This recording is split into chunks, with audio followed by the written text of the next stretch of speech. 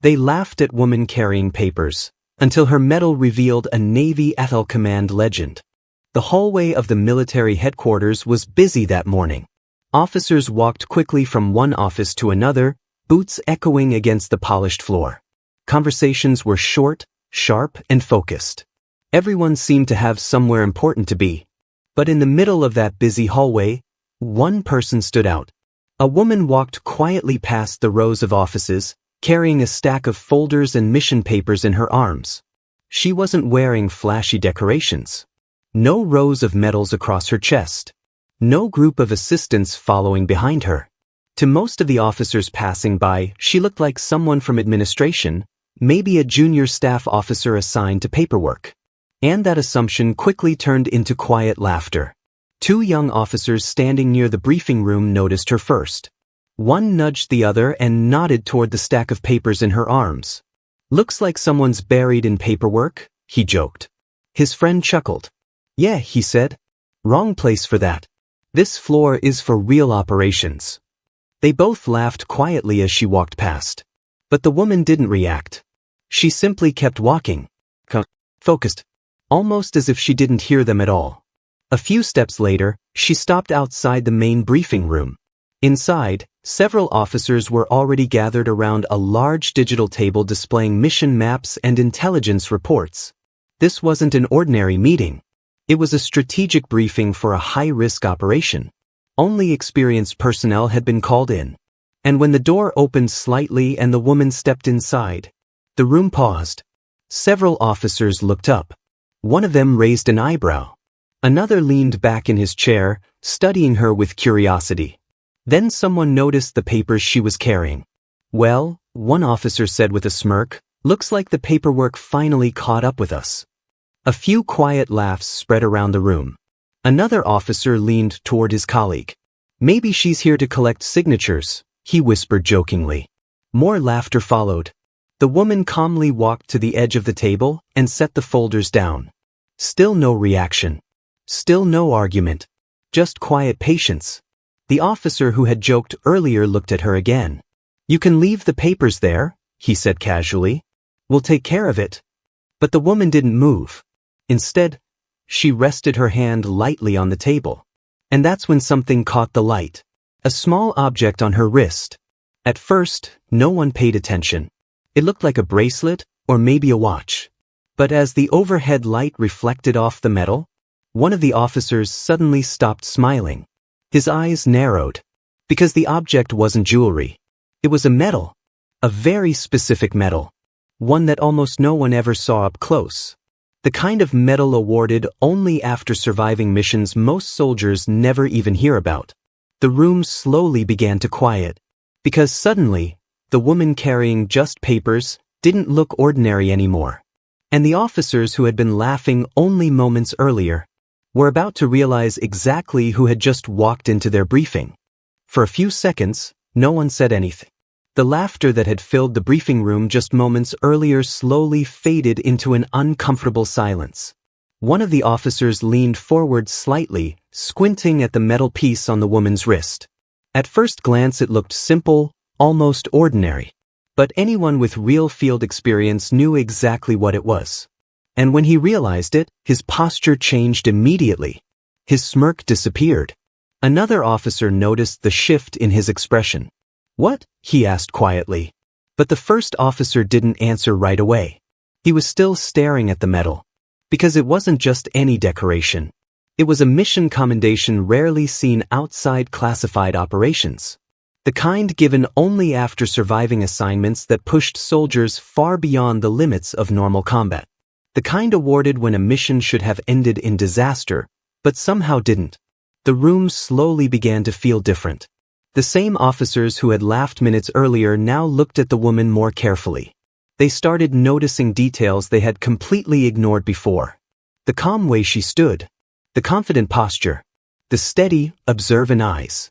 And the faint scars across her knuckles, the kind that didn't come from paperwork. The officer at the head of the table finally cleared his throat. "Excuse me," he said, his tone now far more respectful than before. "Can we help you with something?" The woman finally spoke. Her voice was calm, controlled, almost quiet. "I'm here for the briefing," she said. A few officers exchanged confused looks. One of them frowned slightly. "I think you might have the wrong room," he replied. "This meeting is restricted to—" Before he could finish, the door behind them opened. Boots echoed sharply across the floor. Everyone turned. Standing in the doorway was a senior officer, a colonel. The moment he stepped inside, the room straightened. Chairs shifted. Conversations stopped. The colonel looked around the room. Then his eyes landed on the woman. And something surprising happened. He smiled. Not the polite smile of a superior greeting staff, but the respectful smile of someone recognizing a professional. "Well," he said calmly, "looks like you all have already met her." The officers looked between the colonel and the woman, confused. One of them spoke carefully. "Sir, we thought she was delivering documents."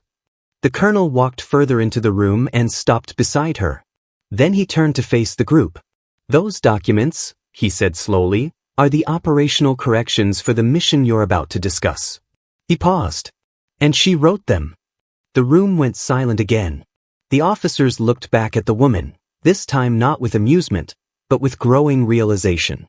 Because the person they had mistaken for a clerk was clearly something much more. But they still didn't know the full truth. And what the colonel said next was about to make every person in that room freeze. The officers stared at the woman in silence. Just minutes ago, they had been laughing. Now, no one even moved.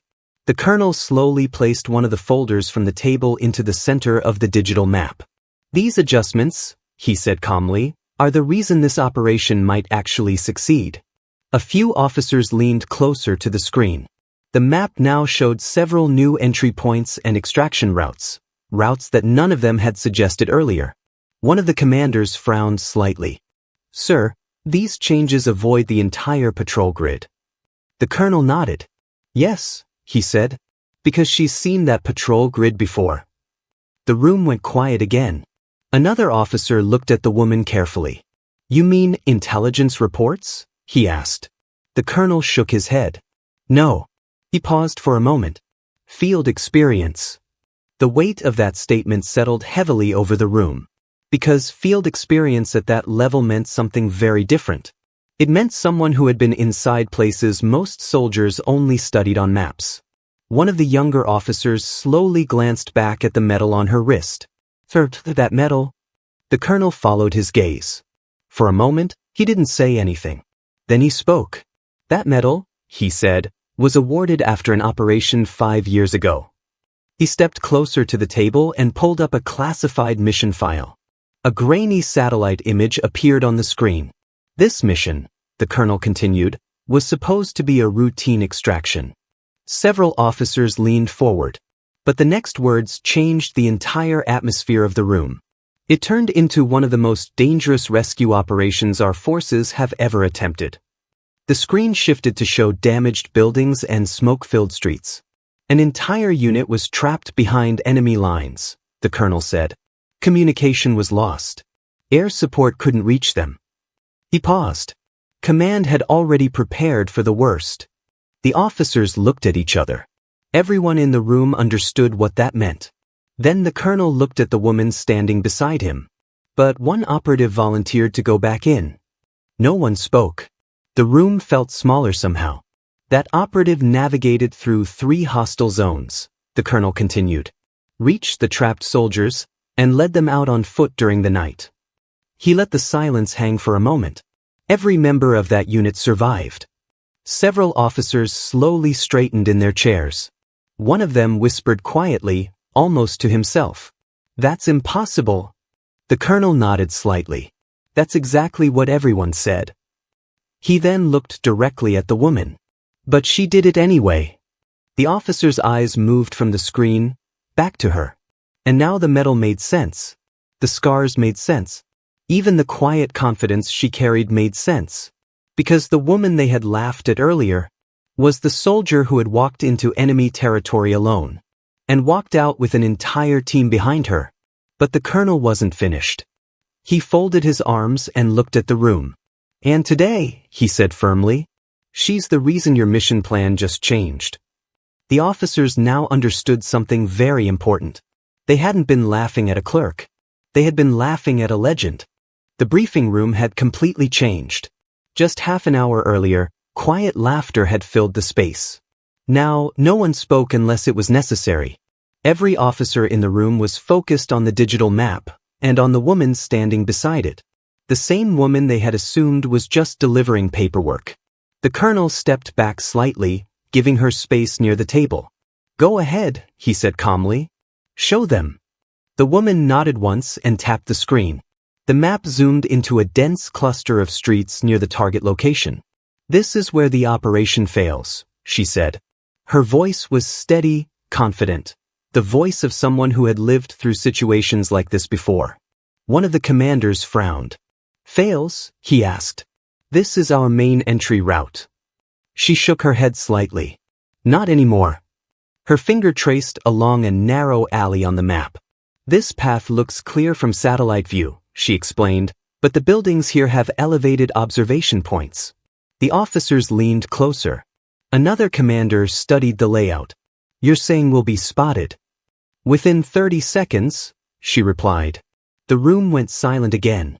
She tapped another section of the screen. "This route avoids those sightlines," she continued. "It's longer, but it keeps the team in shadow until extraction." Several officers exchanged impressed looks. One of the younger lieutenants finally spoke. "Ma'am, how do you know these buildings have observation points?" She paused for a moment. Then she answered simply, "Because I hid in one of them." The words landed heavily in the room. No one laughed now. No one doubted her. The colonel crossed his arms, watching the officers carefully. "You see," he said quietly, "maps and intelligence reports are important." He nodded toward the woman. "But experience like hers saves lives." The officers slowly nodded. One by one, the skepticism that had filled the room earlier disappeared. Instead, there was something else now. Respect. Real respect. The woman closed the last folder and placed it on the table. "That's everything," she said calmly. The colonel looked around the room. "Any questions?" For a moment, no one spoke. Then the same officer who had laughed in the hallway earlier slowly stood up. His expression was serious now. "Just one question, sir." The colonel raised an eyebrow. "Yes." The officer turned toward the woman. "What should we call you, ma'am?" She looked at him for a moment. Then she answered quietly, "Just call me part of the team." But the colonel shook his head slightly. "No," he said. "They should know." He looked back at the officers. "The operative who redesigned your mission." He paused. "Is the same person who led that rescue 5 years ago." The room held its breath. The colonel finished the sentence. "She's the one they still talk about in special operations training." Several officers stared at her, stunned. Because legends in the military were rarely seen in person. And even more rarely, mistaken for someone carrying paperwork. The colonel smiled slightly. "So next time," he added calmly, "before you laugh at someone walking into a room, make sure you know who they are." The officers nodded quietly, and the woman who had walked in carrying papers earlier now walked out with the silent respect of everyone in that room.